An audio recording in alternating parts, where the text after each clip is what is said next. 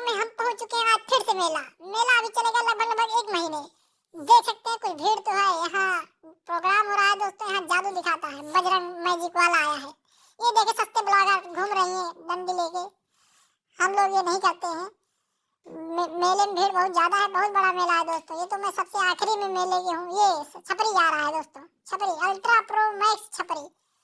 ये देखिए मेला से उतर रही है झूला झूल के। इनका कला बहुत आता है।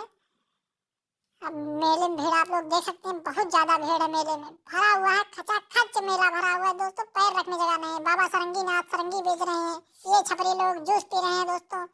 ये देखो असलम भाई पूछ रहे थे मेला उसका झूला का प्राइस, लेकिन इनकी हवा टाइट हो गई। 50 रुपए एक लोग का बता रहा था। इतना इनके पास पैसा था नहीं। ये टेलर भी उसी तरफ देख रहे हैं। एक बच्चा मेले में खो गया जो हमें मिला।